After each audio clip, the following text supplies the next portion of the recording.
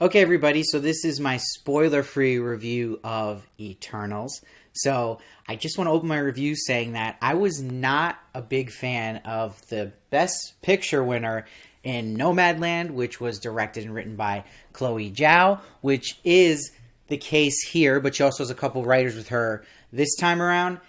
And that, for me, was something that lowered my expectations dramatically, because my problem with Nomadland was I was never engaged. I thought it was missing any kind of story, and I was worried with the Eternals trailers that this looked kind of boring, that we might get that case because we're seeing who's behind it. So I really brought my expectations down, and I was totally stunned how much I was the complete opposite of Nomadland, and was totally engaged this whole movie and absolutely was blown away by what Chloe did here. So I already knew from Nomadland how good she is visually storytelling, but here, I mean, what she does with this Marvel entity is incredible. I mean, it is a spectacle to watch, but that was expected. But what wasn't expected to me, again, was an engaging story to come along with it.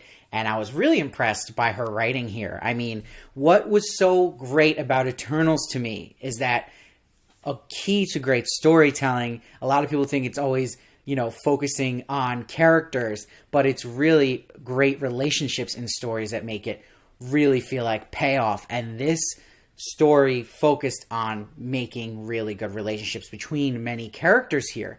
And what's so hard to pull off with that is everyone's got to have a certain amount of weight. That's why I think the runtime is justified at almost 2 hours and 47 minutes. It felt like it flew by for me, but I think it was perfectly planned out that everyone got enough screen time, that you cared about all of them. But the more important thing was that each relationship had weight to it. Between these characters, everyone served a purpose and got their time, and it really kind of wraps around really well towards the end of the film. People will say, oh, it's the same old MCU, but I completely disagree. I think this is the most refreshing MCU we've gotten in years.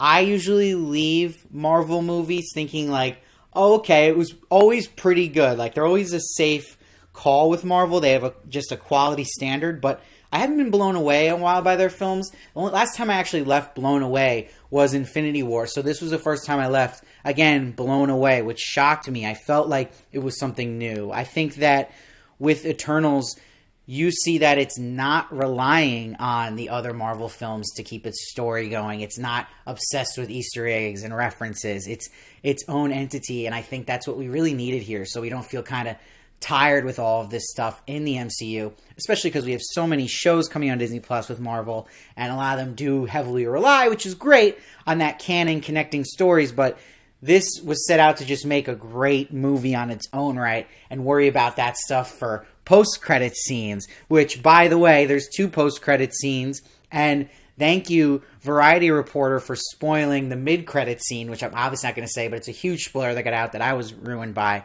But what was pleasantly surprising is there's an even better post-credit scene after the mid-credit scene that wasn't leaked. So get ready for that. It was absolutely bonkers. That really got me excited too. So some of the best post-credit scenes we've seen in MCU yet. But back to the main story here.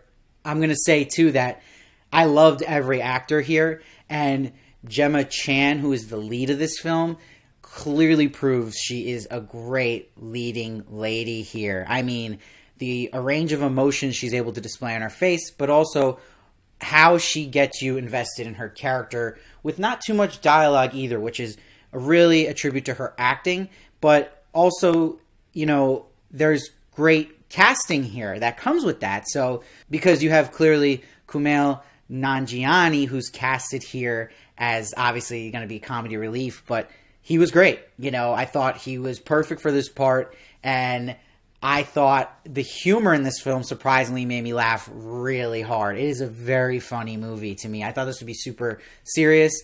It really is and isn't, and it's not that typical one-liners you see in Marvel after, like, during the middle of an action scene that breaks it up. I like that Chloe Zhao decided to sparingly use the humor, but in the right moments, and let them kind of be humorous scenes on their own without interrupting certain important, serious moments, which I appreciated. People are already saying that this one's going to be very divisive, but I'll tell you this, and I don't care if I sound very arrogant saying this, but this one is for the smarties, this Marvel film, because if you're not with what's going on, you might get bored. But this one, to me, made me think the whole time and made me feel emotional and really was challenging my brain in a good way. But I think that's also what made me engage the whole time and made me feel like this was a fresh MCU feature, where sometimes I feel like in other Marvel films, they're not really pulling your brain and challenge you that much, where this is kind of taking a next step, which I appreciated. I really suggest seeing this in IMAX. I mean, there's moments with the Celestials where you're like, whoa, like it is big, but it's not like overbearing CGI and obsessed with CGI, this film. No. And I think what's great is we know Eternals are powerful, but the foes they put in this film are worthy, and that makes it always feeling like there's a chance someone could go and die. And there's also huge stakes, but also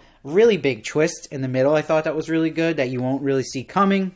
I think Angelina Jolie's character was my favorite in Thena. She's got a very interesting tick about her character, which you'll see, which I won't spoil. But again, I was not disappointed with that. And of course, Lauren Ridloff here, who is just awesome in everything she does. I loved her in Walking Dead, but she has this likability that I don't know many actresses have in the industry right now. She just has that aura about her, and she's just great to root for, and that happens in this film, and she gets a nice moment to shine as well. And I'm always worried, when they have a kid character as a lead, like that it can get cheesy or you start rolling your eyes with it.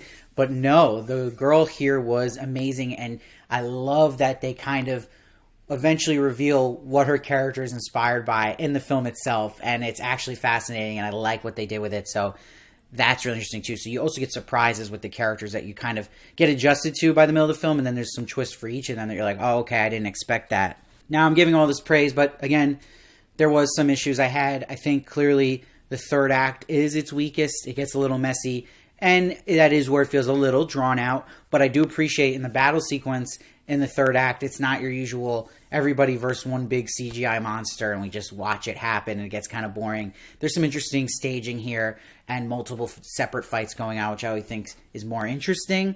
And another weird thing I didn't like, and this isn't spoiling at all, but you'll see one of the main Eternals characters is just completely missing in the third act. It's bizarre, and there's actually no real explanation for why they went that route, or you don't really get a payoff of like, okay, that's why they did that at the end. It just never comes. So that's really interesting. Once you see the film, I'm going to be interested in what you guys think on that. And honestly, I'm a huge fan of composer. I'm going to butcher his name, Ramin Djawadi, who did Westworld. He's done so many good scores, Game of Thrones, and I did not think the score was great here, and it could have been amazing. Maybe Marvel was limiting what he could do here, but he felt almost like muted and very background. Like, I never felt a vibe of what is the sound to the Eternals, what is that feeling you get from the music. It just never even crossed my mind, his score, which, I don't know who to blame for that, but it was definitely